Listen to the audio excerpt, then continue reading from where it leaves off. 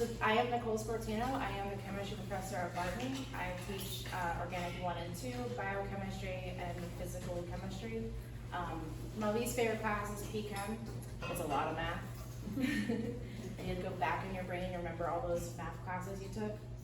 So my lecture today is understanding the pressures of women in the STEM fields. And I really wanted to make something that can relate to my life and hopefully give you guys an understanding, because there is more women going into the STEM field than there was in the past. So I wrote a lovely thing here, so I'll go off topic and I can make it short and brief and simple.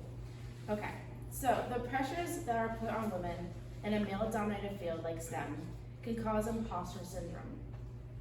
Imposter syndrome is a person who has experienced a sense of inadequacy, self-doubt, their abilities have been overestimated in their workplace or field of study.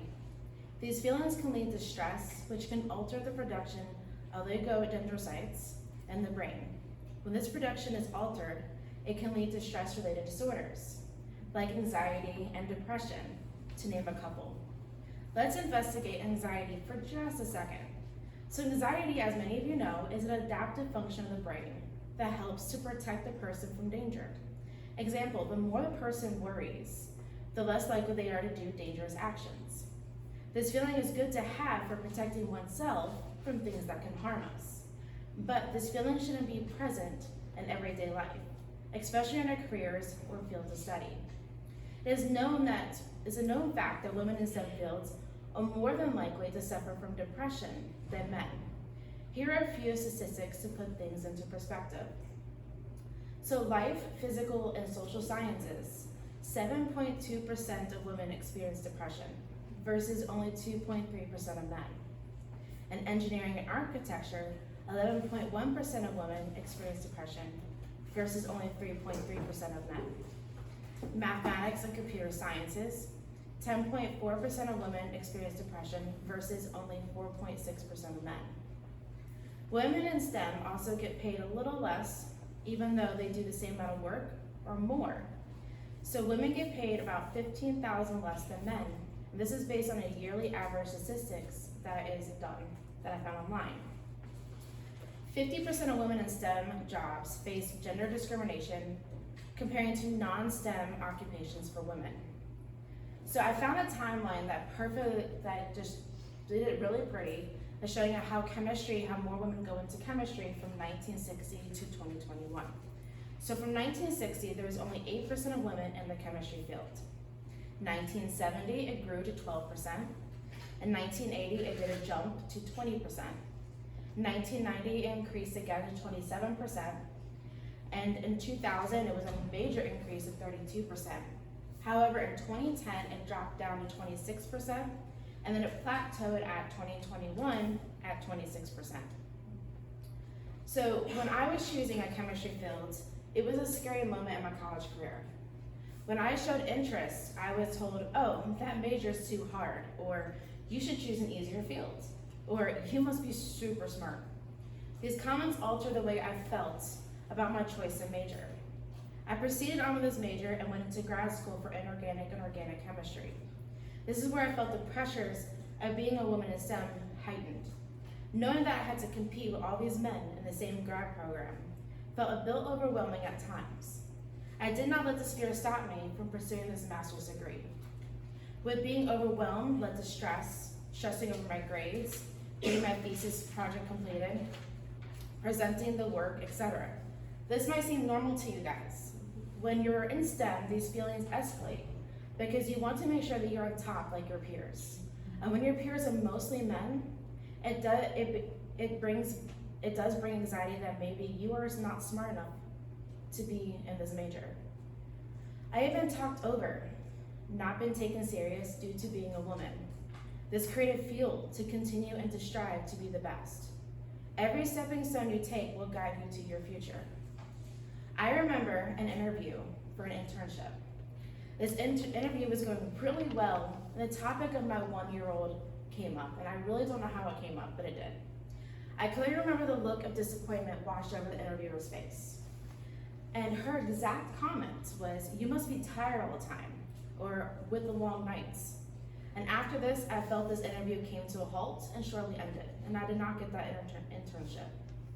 This one example of many that I have faced, like so many women in the STEM field. I wanted to end this talk with a few women who have made history in this world based on their STEM career. So I chose 3, and these 3, when I chose them, it really brought a perspective of how women really have progressed science into the world that we live in now.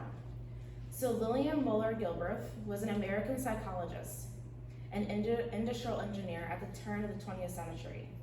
She was an expert in efficiency and organizational psychology, the principles of which she applied not only as a management consultant for major corporations, but also to her household of 12 children. If you heard the book Cheaper by the Dozen, it was kind of written by her, like about her life. Her long list of firsts includes first female commencement speaker at the University of California, first female engineering professor at Purdue, and first woman elected to the National Academy of Engineering. Ruth Rogan Benito was an American chemist and pioneer in bioproducts.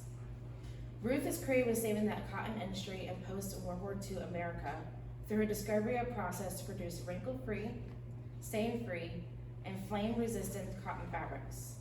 In addition to this work, Ruth also developed a method to harvest fats from seeds for use in intravenous feeding of medical patients. The system became the foundation for the system we use today.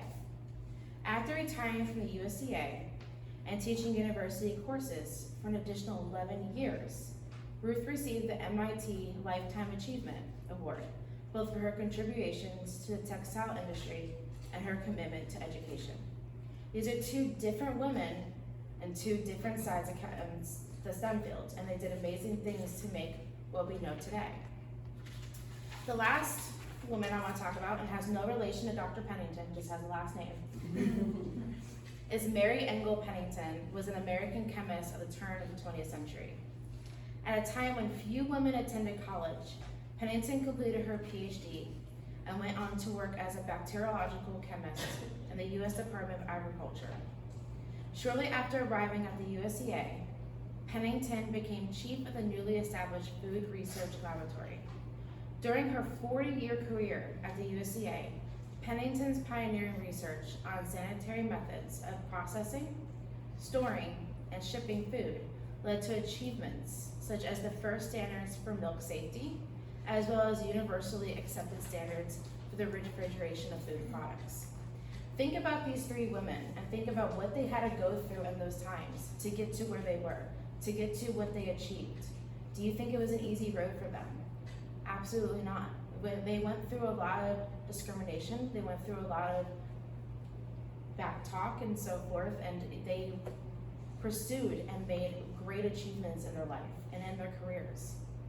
So no matter what you choose to major in or what occupation you decide to go into, don't let unwanted opinions stop you from being the best you can be. That's it.